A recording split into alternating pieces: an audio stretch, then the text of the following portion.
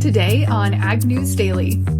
It was a very plant-based, heavy diet, and they're claiming that if you eat this way, you're going to better support the environment. Meanwhile, their criteria didn't actually look at the environmental impacts. It was more about the perceived impacts. With that, we did put out a brand new Meat Matters guide for consumers, which really highlighted in bite-sized bits of information the role that animal proteins do play in a healthy, sustainable diet. Welcome back to the weekly edition of the Ag News Daily Show. Delaney Howell joined virtually today by Michelle Stangler as Tanner is in Spain still. Very jealous of that. But we'll be seeing him again on the podcast soon. And I'm hoping, Michelle, he can bring us an update or at least a recap for us all of the cool things he's doing while he is there. Hopefully he can bring back some warm weather too.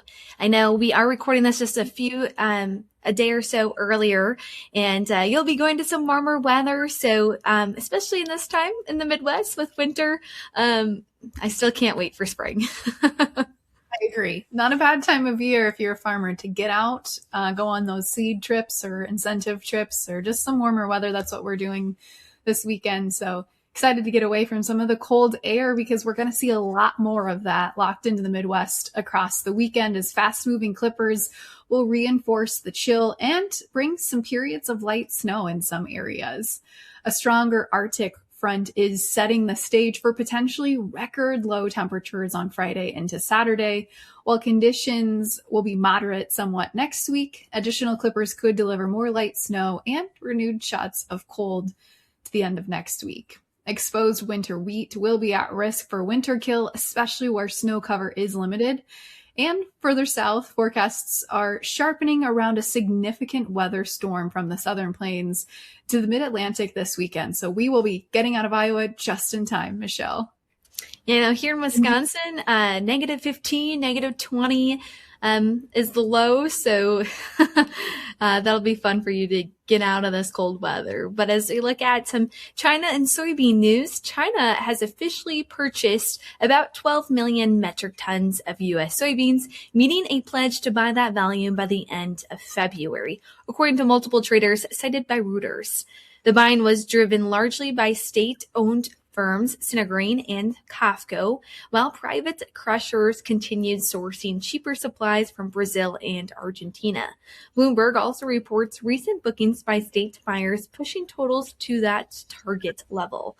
USDA exports data, which trails real-time sales, of course, shows China purchases at just over 8 million tons as of January 8th.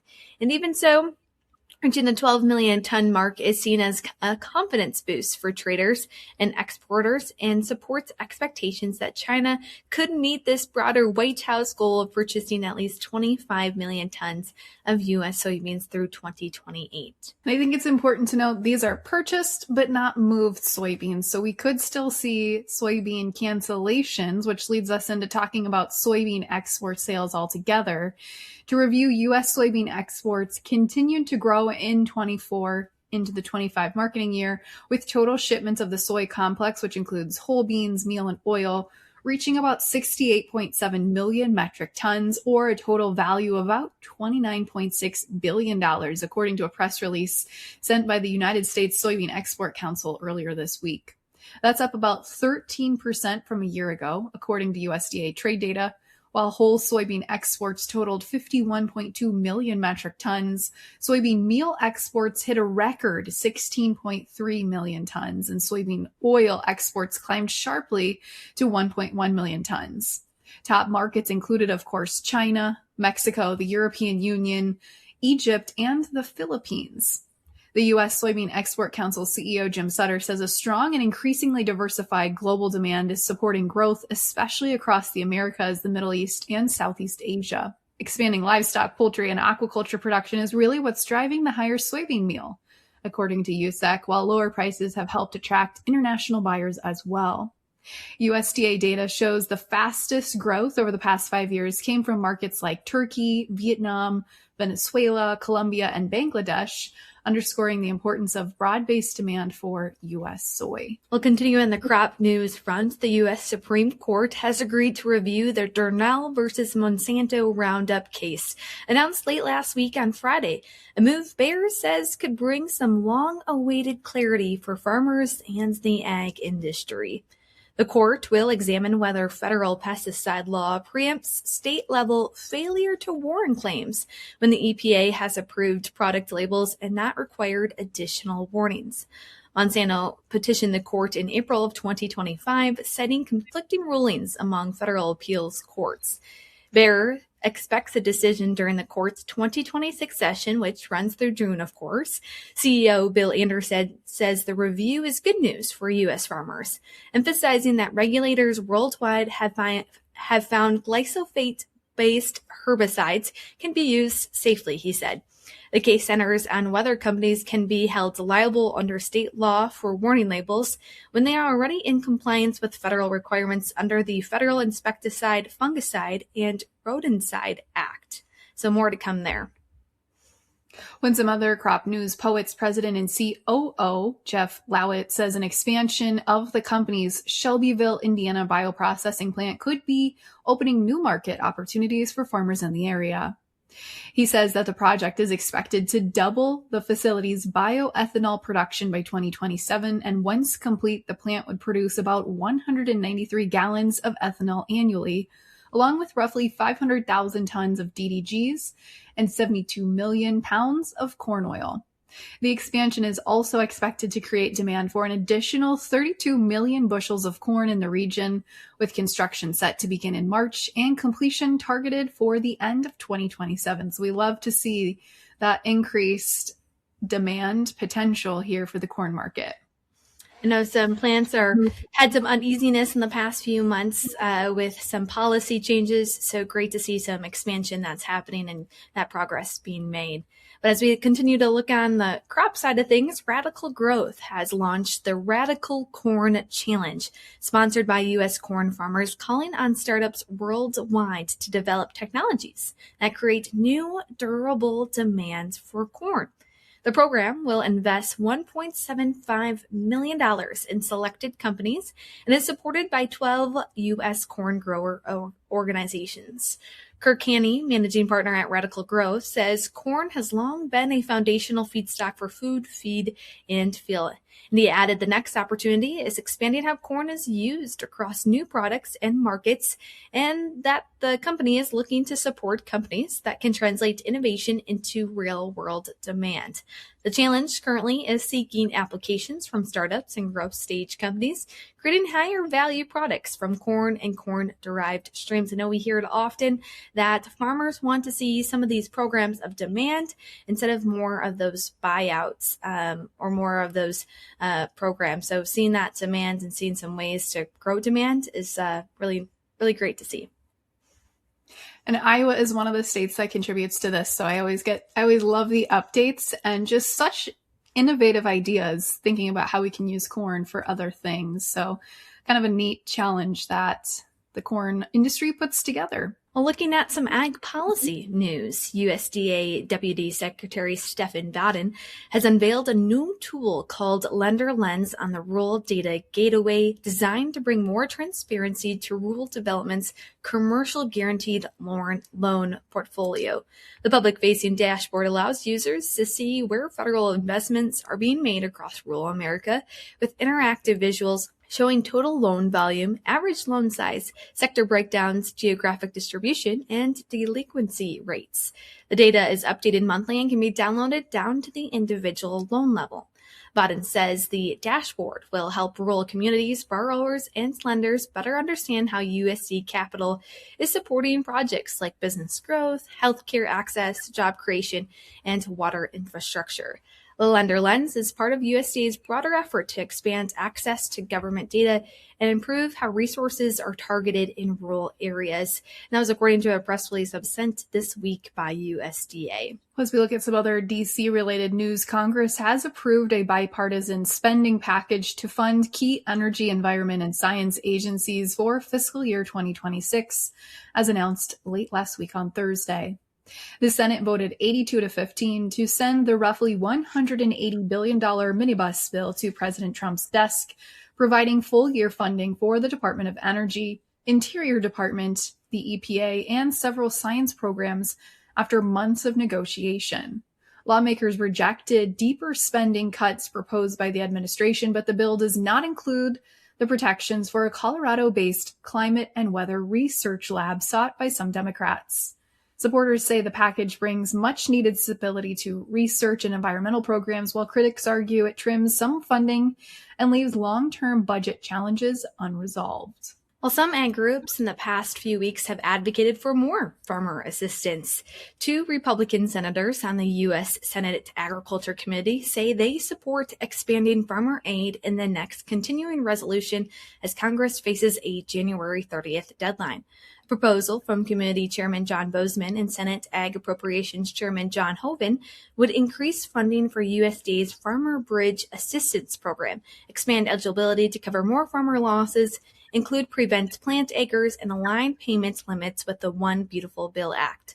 The lawmakers also say they want to boost aid for losses above national averages, include increased support for specialty crop producers, provide relief for sugar growers, and raise farm ownership and operating loan limits. The proposal follows a letter from more than 55 agriculture groups urging Congress to act. And another quick ag policy news we're continuing to watch is what will come out of the Farm Bill. Those conversations are continuing as well. Well, let's look at some larger global trade news, as this week we saw Canada has announced a fresh framework for a new strategic partnership with China, just days after President Trump questioned the relevance of the USMCA agreement. Canadian Prime Minister Mark Carney says the preliminary agreement is designed to reduce tariffs and trade barriers, with China signaling a willingness to strengthen coordination with Canada on broader global challenges. While Canada's trade relationship with the U.S. remains at its largest and most significant, Carney said ties with Beijing are currently more predictable.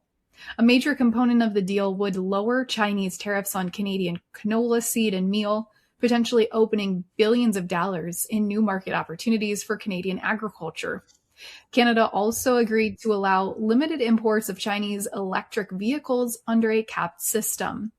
U.S. officials indicated the agreement would not significantly affect American exports, and Ottawa says the move aligns with its long-term goal of expanding non-U.S. trade by at least 50% over the next decade. While dozens of French farmers drove tractors into central Paris late last week, blocking major roads to protest a proposed European Union trade deal with South American Mercosur nations. Organized by the Rural Coordination Farming Union, around 100 tractors gathered near landmarks like the National Assembly, despite a ban on such demonstrations. Farmers warned that cheaper imports of beef, chicken, and sugar under the EU Mercosur Pact, which would open trade with Brazil, Argentina, Uruguay, and Paraguay, could further squeeze already tight margins for European producers. French President Emmanuel Macron said recently that France will vote against the deal at the EU level, reflecting growth. Domestic opposition through the agreement could still advance with support from other member states. The Paris protests mirror similar actions in Greece, where farmers have blocked headways amid broader concerns over trade policies, rising production costs. Yes, certainly interesting to see more continued protests like that after the one we saw in London, Germany, and other countries in the EU as well. Before we get into today's interview, let's hear some ag land news to wrap up our news segment for today. U.S. agricultural land market is showing signs of stabilization after years of steady growth. While values remain historically high, local and regional factors are now playing a larger role than nationwide trends. Colton Lucina, the Senior VP of Real Estate Operations at Farmers National Company, says this recalibration reflects commodity prices, input costs, and regional production conditions rather than a market collapse. Farmland demand varies widely by location, with high yield areas, diversified farms, and reliable water access maintaining strong buyer interest.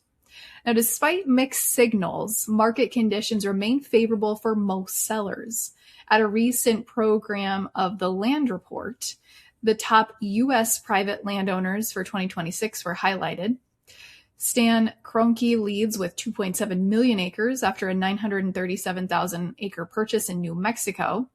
Reed Emerson and family hold 2.4 million acres in the West. John Malone owns 2.2 million acres, and Ted Turner owns 2 million acres across the Southeast Great Plains and the West. And I know we just wrapped up the Land Investment Expo. I believe that was last week or 2 weeks ago now, maybe. So certainly that is continuing to circulate in the marketplace. What does 2026 look like? Well, in this week's interview, we're sitting down to hear about some of the Animal Ag Alliance's 2026 priorities with the Director of Communications and Marketing, Emily Ellis. Let's get into that interview right now. Well, there's certainly a lot happening in animal agriculture, and to talk more about it, we have Emily here joining us.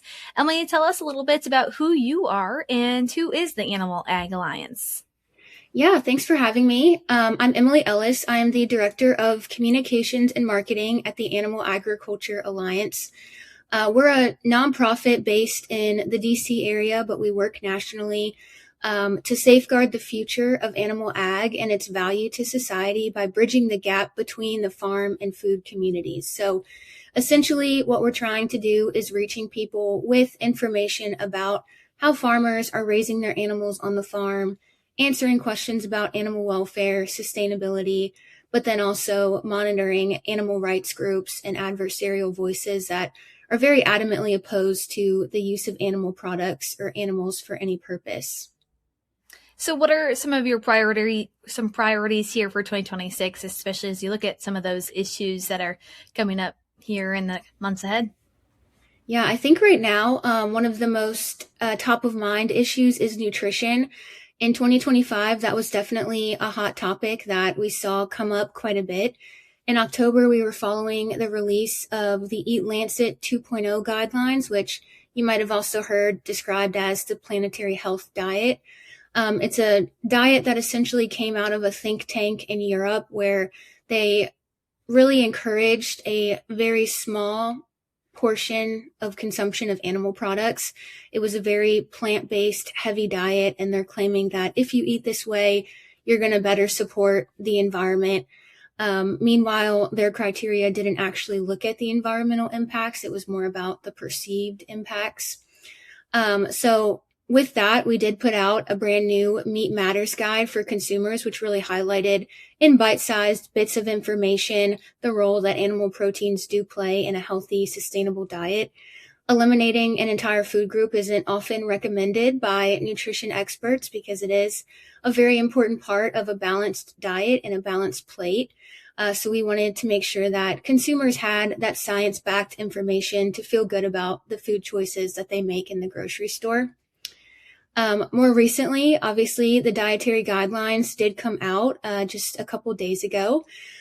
We were pretty happy with the results of the dietary guidelines. That traditional food pyramid had been flipped. It does put a larger emphasis on the importance of meat, dairy, poultry, eggs, and seafood in a healthy diet, and really recognizes their contributions to nutrition. So some really great things coming out of the nutrition space, but we do expect it to continue to be a hot topic in 2026. So we're doing what we can to make sure that we're reaching people who are wanting to know more about nutrition and their food choices in the grocery store. Was something like the dietary guidelines, were you informed that was being updated and that was on your, let's say, bingo card of January of 2026? We, from following media articles, we did know, I know it kept kind of getting pushed off every couple months or so. The most recent update, I think, was in December when they had noted that it's going to be pushed off until January.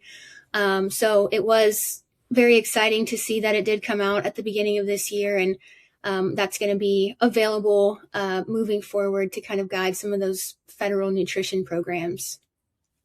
How many of these topic areas do come on your radar that's a few days and you act upon it right away? I know that you have some kind of strategic probably plan in place. What does that look like from your work? Yeah, I would say some of the biggest topics that we engage on pretty quickly is related to the activist monitoring. So we're not a crisis firm by any means, but we do quite a bit with monitoring animal rights groups, and those issues do kind of pop up pretty frequently. So for one example, undercover videos targeting farmers and ranchers, we try to jump on those pretty quickly.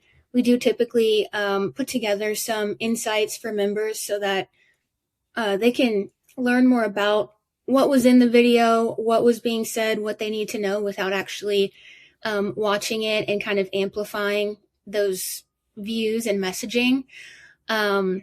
One topic that we've really seen kind of come up as a trend with the undercover videos is targeting of smaller farms and farms that maybe market themselves under like a humane label or humane messaging. And there's been a recurring theme over the last few weeks in these videos where they're claiming that even those smaller farms, even the farms that claim to be quote unquote more humane, do follow similar practices to those larger scale farms, and essentially they're all bad is the main gist of those videos. So we've been tracking that, trying to inform the animal ag community just to be aware. Sometimes it is those smaller farms that think that they're less of a target from these groups, but these groups are really looking for any way to erode the trust that consumers have in the food supply and in farmers and ranchers. So we always encourage people to be proactive in having farm security measures in place just to make yourself a harder target. And we've talked a lot about future and here into 2026. What were some things that you learned in 2025 from some of the things that you saw related to animal activism and the other priorities that you're working on? One of the really positive lessons, I guess, from 2025, we were tracking for most of the year a trial that took place in the fall in Sonoma County, California. Essentially, an activist was on trial for stealing several birds from a poultry facility several years ago. This group, they have been pushing this idea that they have the right to rescue animals, which we describe as animal theft and trespassing. They describe it as rescuing these animals. They've had a few trials in the previous years kind of fighting for this supposed right to rescue these animals. And the most recent one in the fall, the activist was ultimately found guilty within about 24 hours, one day of deliberating. The jury decided after 7 weeks of trial that she was in fact guilty for the crimes that she committed. So that was a very positive for us, kind of looking ahead, that these groups, they do continue to engage in these activities, but it does seem that the precedent that continues to be set is that courts do see this as a crime, no matter the defense that they use, which is a really positive for animal agriculture. But again, it is also, these groups aren't one to give up easily. So even if they have that loss in the court case, we do expect this to kind of embolden them even more moving forward and continue those efforts to trespass and steal these animals and share it on social media to try to get attention and momentum behind their cause. Now you mentioned courts, and that made me think of ballot measures, specifically Prop 12. What are you seeing there in regards to ballot measures?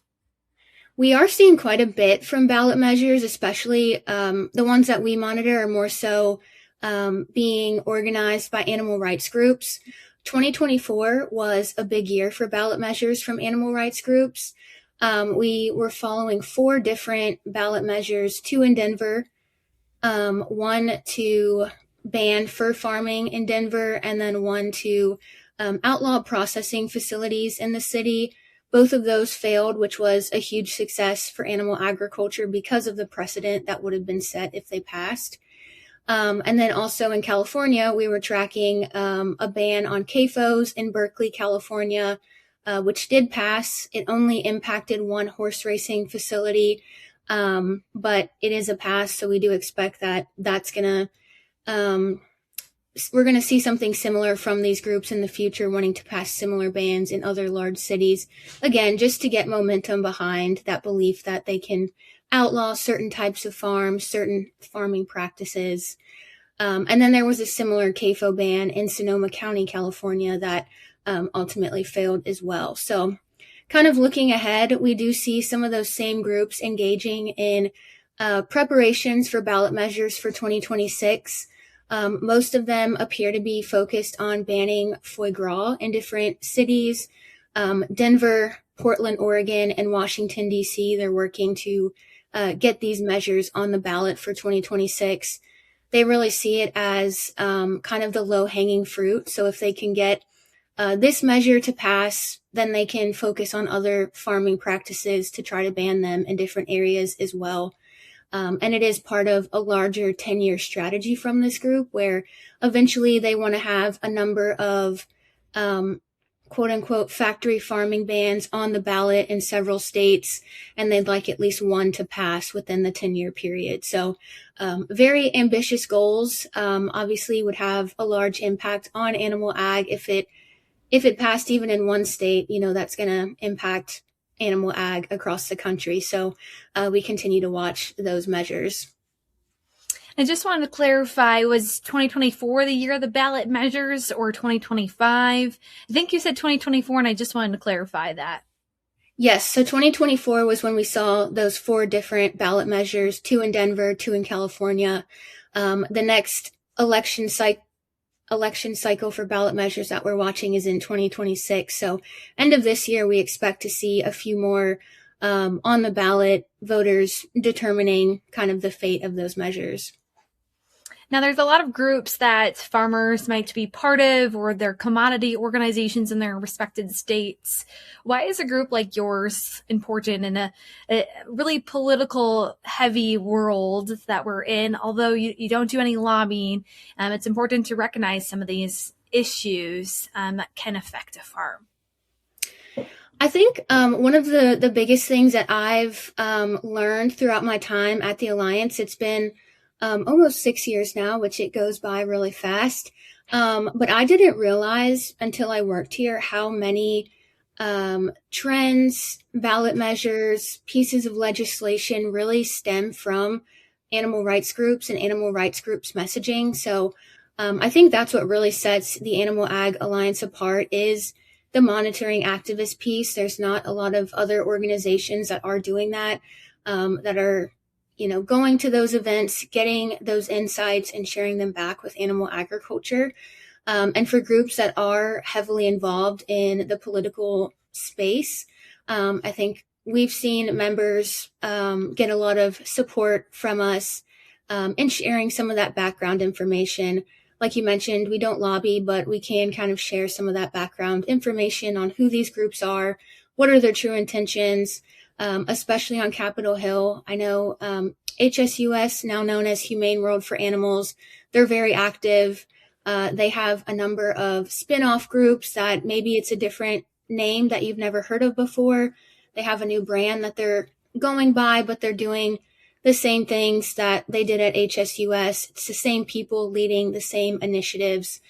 So we're just kind of here to help provide that background information, be a resource.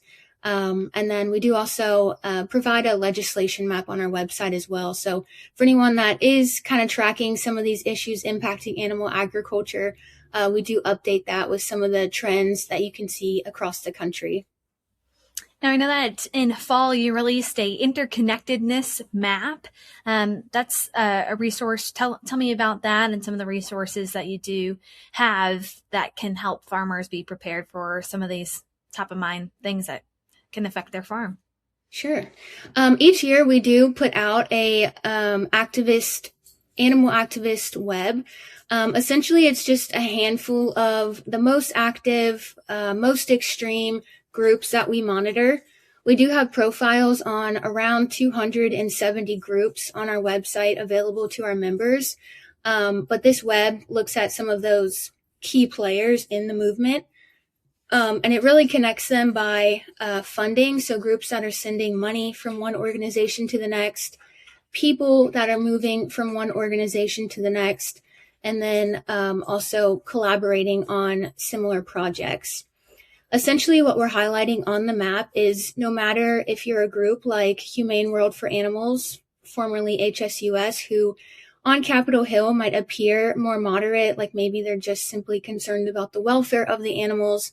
They are very much connected to those more extreme groups that are trespassing onto farms, stealing animals, very proudly committing crimes for their beliefs, and very openly promoting the idea that animal agriculture needs to be put to an end. So that's basically what they're highlighting there. Just those couple groups, they do bring in over $865 million every single year. So quite a bit of funding that they have to support these initiatives that do or are working to eliminate animal agriculture and those meat products from the table. So we try to provide that for the animal ag community, just to be aware of the interconnectedness. But on our website, we do have some free resources for farmers and ranchers, including farm security recommendations that are just some basic security tips, things you can implement on the farm to make yourself a harder target from those animal rights groups. And you also have a conference upcoming, wrapping up here today's interview. Just briefly touch upon some of those topics that will be discussed. Sure. So we are very excited for our 2026 Stakeholders Summit, which is going to be in Kansas City this year, May 5th through the 7th.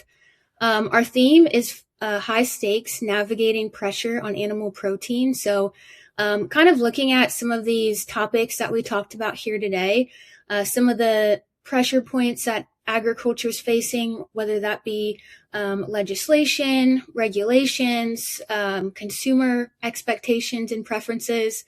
All of those things are kind of bearing down, and we know that the stakes are high for animal agriculture and the food community. So we want to bring everyone together to discuss a lot of those topics and find ways that we can chart a positive path forward.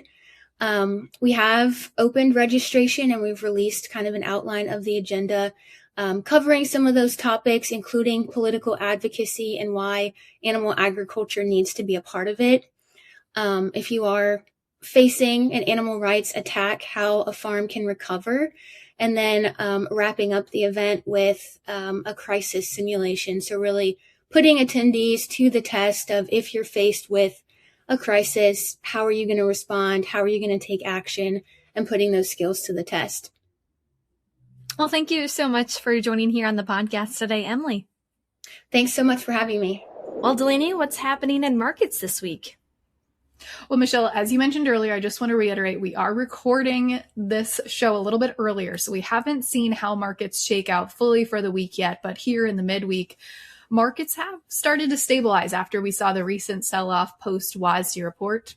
And outside markets have also been steadily following President Trump's announcement this week of tariffs on 8 different EU countries, which will go into effect February 1st in response to disputes over the purchase of Greenland.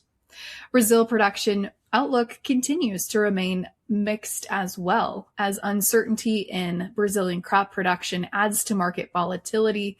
Many analysts are noting that even with higher yields projected, exports may be limited due to rising domestic demand. And the livestock markets this week started higher, with cattle prices recovering part of last Friday's losses. Contracts had reached some overbought levels, prompting late week profit taking, but we have seen that since turn around. And again, continuing to watch what's going on with the New World screwworm and supply concerns there, as that continues to move north toward the U.S. border, and that continues to influence the cattle market sentiment as well. So those are some of the top headlines that we know as it sits here today, Michelle. Well, continue to follow us throughout social media. And if you ever have a story idea or some news that you want to continue to hear, continue to reach out to us on social media and connect with us. We'd love to share stories. You know, these next few weeks will certainly be busy. Commodity Classic is just right around the corner, and Tanner will be heading to some other trade shows. So certainly a busy start to 2026. It certainly is, but we hope to see you at some of those upcoming shows. But for today, Michelle, what do you say we let the people go? Let's let them go.